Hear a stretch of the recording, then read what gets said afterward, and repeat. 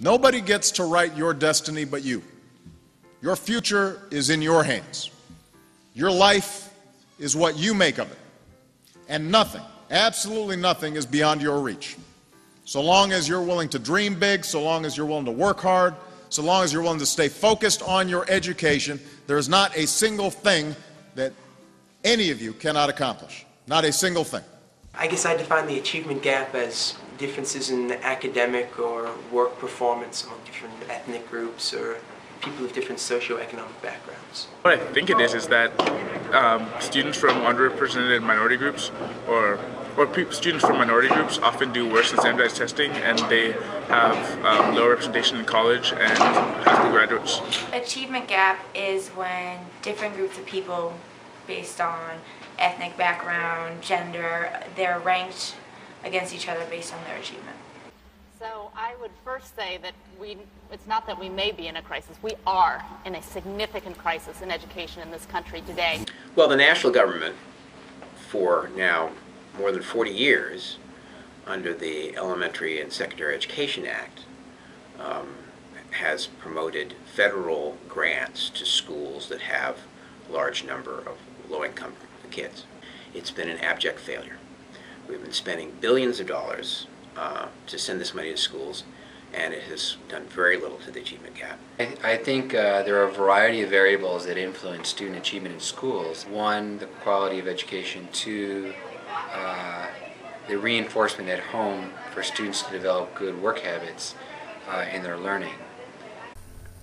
Thomas Jefferson High School for Science and Technology, also known as TJ, is located in Alexandria, Virginia. It is the #1 public high school in America. TJ is a magnet school for science and technology that requires middle school students to take an entrance exam in order to attend. Roughly 500 students are accepted each year out of the nearly 3,000 who apply. Because of the high academic standards required by the admissions process, an achievement gap isn't present at TJ. However, TJ does demonstrate a lack of diversity. Well, especially in the incoming classes, it's lacking. There are like, I think, 4 black freshmen. I don't know what the other racial statistics are, but that's the one that stuck out in my mind. There are 4 freshmen in the incoming class. I don't think that's anybody's fault in particular, but I definitely think it's very notable and something that we should try to work around. The Fairfax County Public School System, FCPS, is one of the largest school systems in the United States. Of nearly 53,000 high school students, about 1/3 are considered Black, Hispanic, or multiracial. The diversity of FCPS high schools is not reflected in TJ's class of 2014 admission statistics. Comparatively speaking, the number of Black, Hispanic, and multiracial students in the current freshman class is much smaller than those of the entire county. Only 4 Black, 13 Hispanic, and 21 multiracial students are in TJ's current freshman class. Over the past 10 years, the number of Black and Hispanic students admitted into TJ has decreased, while the number of Asian students has increased. Well, I'm Richie Hernandez. I'm Filipino and Mexican. I'm Kwame Orleans Poby. I'm a senior, and I'm Ghanaian, Black, obviously. My father's African American. My mom's white. I think that although TJ kind of gets berated a lot for not having a lot of ethnic diversity within its class, I think that we are a lot more diverse than people let on. I mean, people complain that TJ is becoming too predominantly Asian, but even within the Asian community you have people from India and Pakistan and Bangladesh, people from North and South Korea and from China and from Japan and from Laos and Cambodia and Thailand and so many different countries. So I don't really feel that it's fair to lump everybody in TJ under one big label. I believe that there are too many Asian people. And the incoming freshmen, I think, is like over 50%. That's a little bit too excessive because one of the problems with having too many Asians is that the parents don't usually volunteer for the school services. And previous years, a lot of the other ethnic parents have been volunteering at school during the school work and participating in fundraising events. So it's kind of worse for the school in general. Personally, I think it's diverse enough. Like it's not just a matter about having like white people, a lot of black people, a lot of like Hispanics. I think that even within like the white people, there's like people from Lithuania, there's people from the Middle East. It's not just everyone's British or everyone's lived in Virginia their entire life. It's quite diverse, and I don't think there should be any measures put in place to try and boost like one certain race just because there's not enough of it. Well, it's not racist, I can tell you that.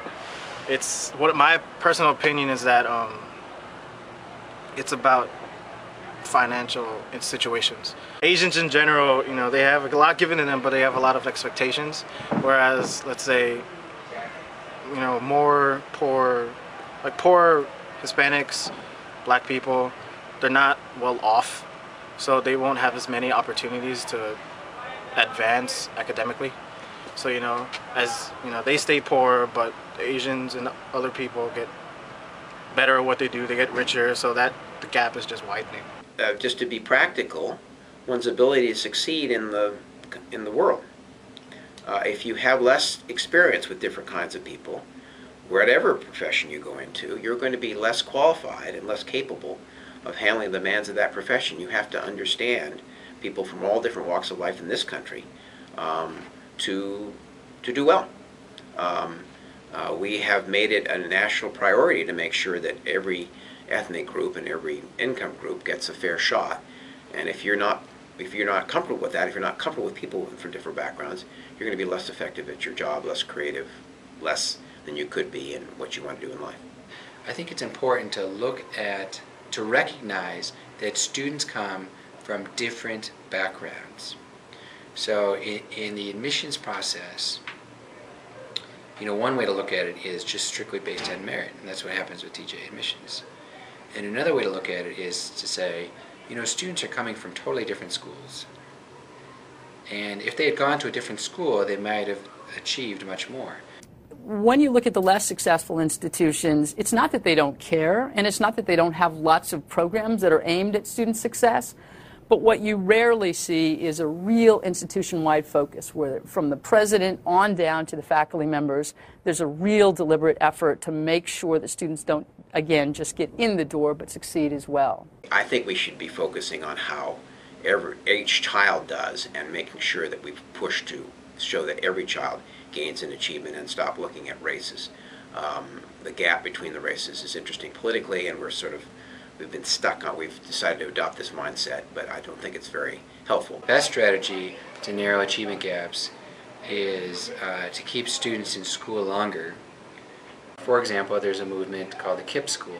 Okay, so they will arrange that students have a longer school year, that it's required, I think it's 11 months, you know, you're in school longer. So more time spent on studying is one, towards learning is one big factor.